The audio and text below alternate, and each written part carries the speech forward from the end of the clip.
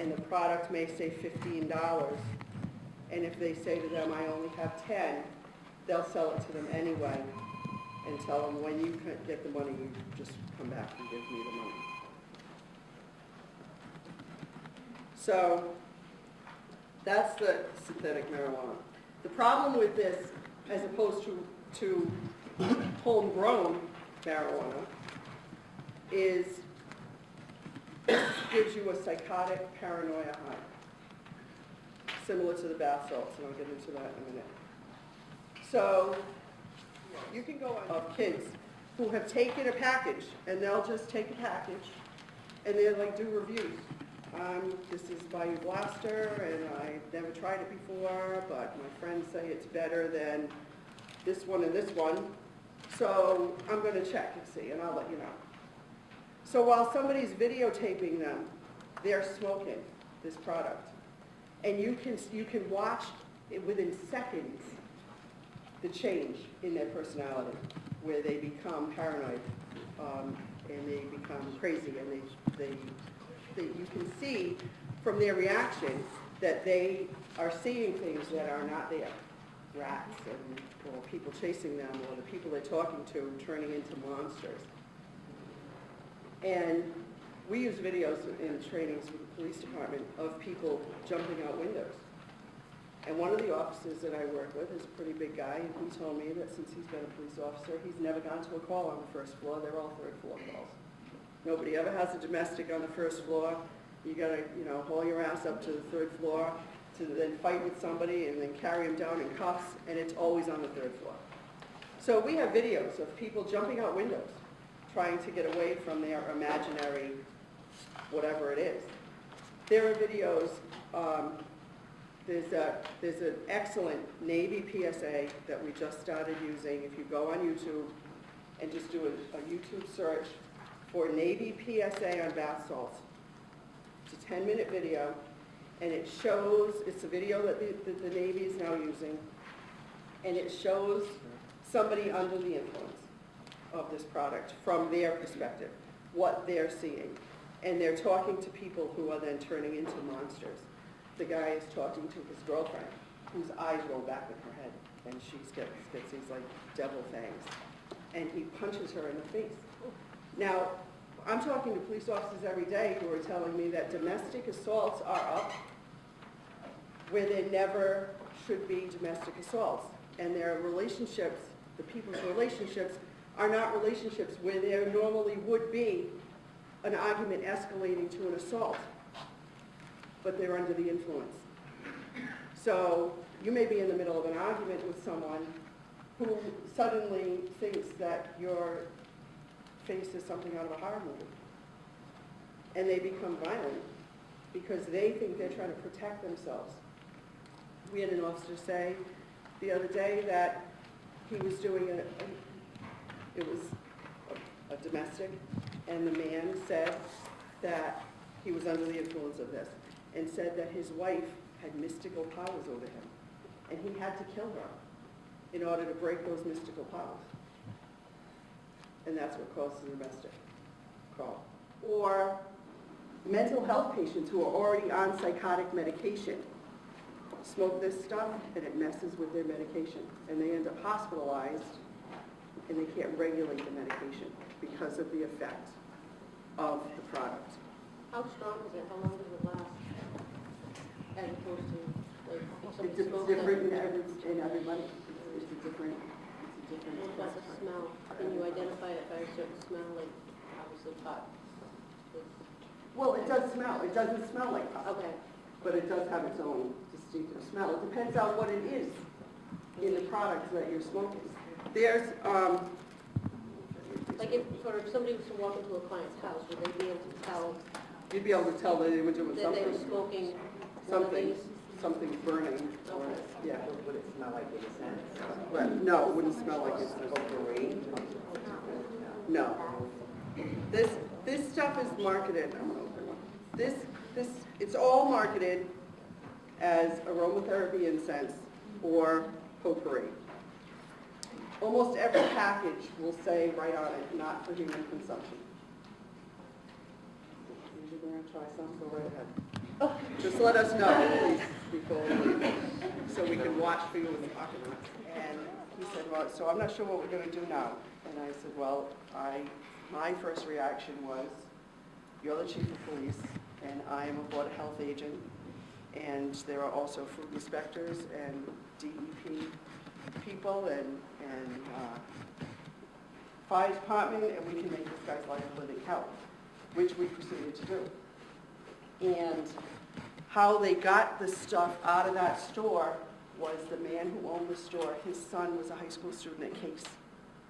And his friends gave him such a hard time because his father wouldn't stop selling that he convinced the father he needed to stop selling. So whether they actually stopped selling or just hid it, like most people have done, I don't know.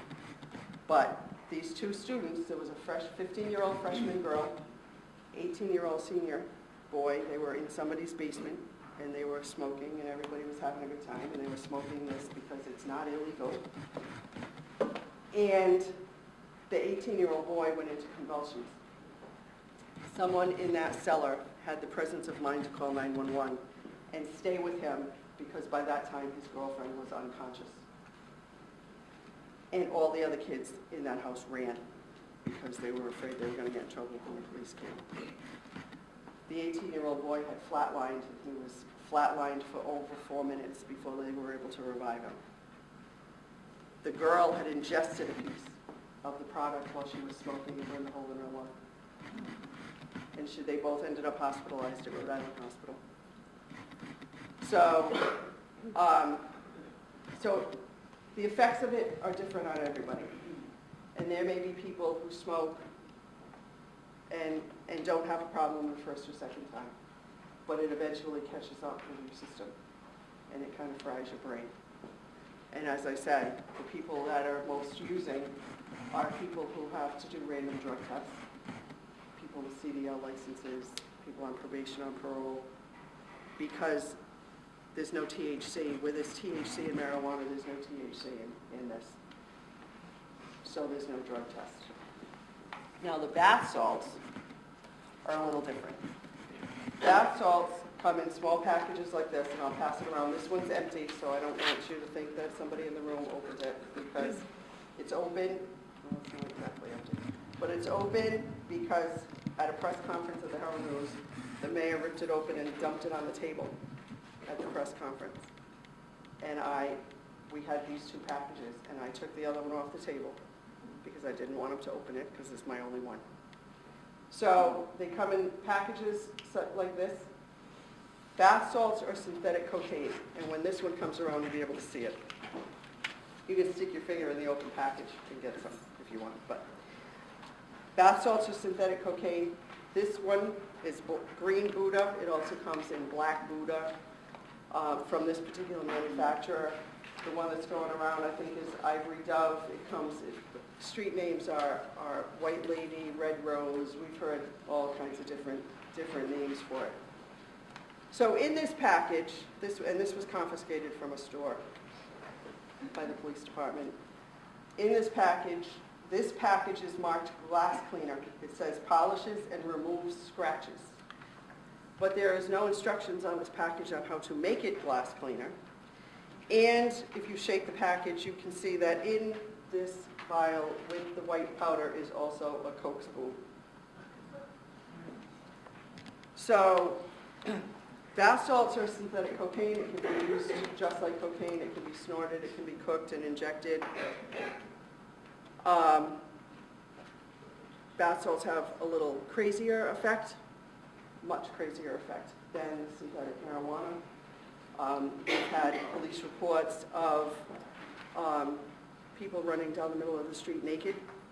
It raises your body temperature. Also makes you see things that aren't there. Paranoia, psychotic, high. Foxborough police were escorting an ambulance to Norwood Hospital after picking up somebody running down the main street in Foxborough, naked.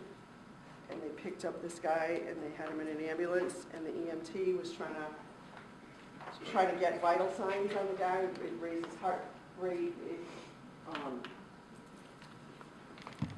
So they were trying to get vitals on the guy, and, did this go this way? Yeah, I can't just hear that. So the patient punched the EMT in the face and knocked him out in the back of the ambulance, opened the doors of the ambulance, and jumped out. So now they're off again, chasing this guy down the middle of Main Street in Foxborough naked. So they finally catch the guy, they get cuffs on him, they put him back in the ambulance. This is the kind of stuff that the police departments are dealing with every single day. They dragged some guy out of the Taunton River who was trying to swim across because someone was chasing him. There was actually nobody chasing him. So now somebody calls and says, there's someone in the middle of the Taunton River trying to swim across. So now you've got the fire department's got the boat out, you've got police involved, you've got EMTs involved, there's an ambulance tied up. They go get the guy, they bring him back. As soon as they get him back on land, he goes again. They have to go out again. This time when they go out, they get him in the boat, they cuff him so he can't swim. And they bring him back and they have to put him under protective custody. Unless there's a situation where there's a criminal charge that they can file, protective custody is all they can do for these people, or bring them to the hospital. We've had people arrested under the influence of bath salts at Entourage, was a huge one. Took 4 officers to get cuffs on the guy. It gives them a superhuman strength quality. They think they're invincible. They go into fight or flight because what they're seeing is not real, but they don't know that. So they get this guy from Entourage, 4 officers put cuffs on the guy, they put him in the back of the cruiser. He breaks the cage in the cruiser with his head, now he's bleeding. So they have to take him to the hospital. They get him in the hospital, they get him on a stretcher. He breaks the restraints on the stretcher. So they have to shoot him with Demerol. For 24 hours, they shot this man with Demerol for him to then wake up and not be violent. It took 24 hours worth of shots of Demerol. In the meantime, we've now tied up a police car and an officer because someone has to stay. The police officers brought them in, and somebody has to stay with him until they can release him or charge him or do something with him. So we're using hundreds of dollars in manpower hours just trying to keep these people under the influence safe from themselves and keep other people that are around them safe from them. And they came across a man injected, trying to dissolve his bath salts and inject it out of a puddle of dirty water. So they're having a conversation with him while he's got his thing wrapped around his arm and he's got the needle and he's sucking up dirty water and injecting it. And as they're having a conversation with him about, maybe you should not do that, and how about if you put the syringe down and then we can just talk. He starts rolling around on the ground trying to cover himself with dirt and leaves, screaming at the officers that they have to hide because they're coming. Something is coming, whatever it is coming. And there were no criminal charges to file. But it was an incident where if they had taken him in, they would have either had to take him to the hospital until he slept in, or to the police department until he slept it off. So we're talking about a lot of money tied up in manpower hours when something serious and legitimate could be happening where we need these guys. We're down enough guys where we don't need to be dealing with this crap.